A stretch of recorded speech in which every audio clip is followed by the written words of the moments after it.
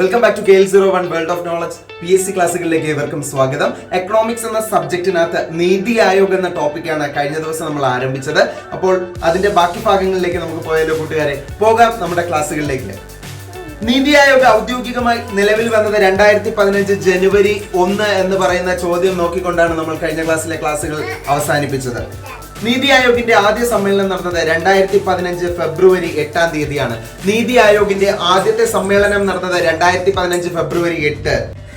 നീതി ആയോഗിന്റെ ആദ്യത്തെ സമ്മേളനം നടന്നത് 2015 ഫെബ്രുവരി 8 നീതി ആയോഗിന്റെ ആദ്യത്തെ സമ്മേളനം നടന്നത് 2015 ഫെബ്രുവരി 8. ആദ്യ സമ്മേളനം അറിയപ്പെട്ടത് ടീം ഇന്ത്യ. നീതി ആയോഗിന്റെ ആദ്യത്തെ സമ്മേളനം നടന്നത് ഫെബ്രുവരി 2015 8 തീയതിയാണ്. ആ സമ്മേളനം അറിയപ്പെട്ടത് ടീം ഇന്ത്യ എന്നാണ്. നീതി ആയോഗിന്റെ അധ്യക്ഷൻ പ്രധാനമന്ത്രിയാണ്. ആരാണ് നീതി ആയോഗിന്റെ അധ്യക്ഷൻ? പ്രധാനമന്ത്രിയാണ് നീതി ആയോഗിന്റെ അധ്യക്ഷൻ എന്ന് പറയുന്നത്. ഓക്കെ, നീതി ആയോഗിന്റെ പ്രഥമ അധ്യക്ഷനാണ് ശ്രീ നരേന്ദ്രമോദി. നിലവിലെ അധ്യക്ഷനും നരേന്ദ്രമോദിയാണ്. നീതി ആയോഗിന്റെ പ്രഥമ ഉപാധ്യക്ഷൻ അരവിന്ദ് പനഗരിയ.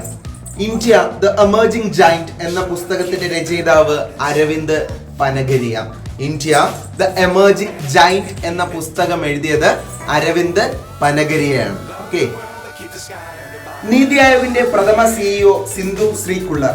നീതി ആയോഗിന്റെ പ്രഥമ സിഇഒ സിന്ധു ശ്രീ കുള്ളറാണ്. ഓക്കെ, നീതി ആയോഗിന്റെ നിലവിലെ സിഇഒ BVR സുബ്രഹ്മണ്യൻ. അപ്പോൾ ശ്രീ BVR സുബ്രഹ്മണ്യനാണ് നീതി ആയോഗിന്റെ നിലവിലെ സിഇഒ. നീതി ആയോഗിന്റെ അപ്പോൾ നിലവിലെ സിഇഒ ആണ് ആരാണ്? BVR സുബ്രഹ്മണ്യൻ. നീതി ആയോഗ് ഭരണസമിതിയിലെ അംഗങ്ങൾ എല്ലാ സംസ്ഥാനങ്ങളിലെയും മുഖ്യമന്ത്രിമാർ, കേന്ദ്രഭരണ പ്രദേശങ്ങളിലെ ലഫ്റ്റനന്റ് ഗവർണർമാർ. അപ്പോൾ എല്ലാ സംസ്ഥാനങ്ങളിലെയും നീതി ആയോഗ് ഭരണസമിതിയിലെ അംഗങ്ങൾ എല്ലാ സംസ്ഥാനങ്ങളിലെയും മുഖ്യമന്ത്രിമാർ, കേന്ദ്രഭരണ പ്രദേശങ്ങളിലെ ലഫ്റ്റനന്റ് ഗവർണർമാർ, പ്രധാനമന്ത്രി നിയോഗിക്കുന്ന ഉപാധ്യക്ഷൻ. സ്ഥിരം അംഗങ്ങൾ ആരൊക്കെയാണ്? പിന്നെ 5 അനൗദ്യോഗിക അംഗങ്ങൾ. നീതി ആയോഗ് ഭരണസമിതിയിലെ അംഗങ്ങൾ ആരൊക്കെയാണെന്നാണ് ചോദ്യം.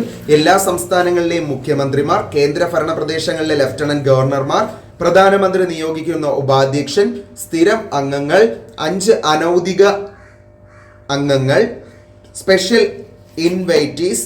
ക്യാബിനറ്റ് സെക്രട്ടേറിയറ്റ് നോട്ടിഫിക്കേഷൻ 7 ജൂൺ 2018 പ്രകാരമാണ് special invitees. Chief executive officer. താൽക്കാലിക അംഗങ്ങളായി നിയമിക്കുന്നത് പ്രധാന സർവകലാശാലകളിലും ഗവേഷണ സ്ഥാപനങ്ങളിലും ഉള്ളവരെ. കൂട്ടുകാരെ, അപ്പോൾ തൽക്കാലം ഇത്രയും കാര്യങ്ങൾ നോക്കി നമ്മൾ ഇന്നത്തെ ക്ലാസ്സുകൾ അവസാനിപ്പിക്കുകയാണ്. കൂടുതൽ വിശദ വിവരങ്ങളുമായിട്ട് നമുക്ക് അടുത്ത ദിവസത്തെ ക്ലാസ്സുകൾ കാണുമ്പോഴേക്കും signing off KL01 world of knowledge. By.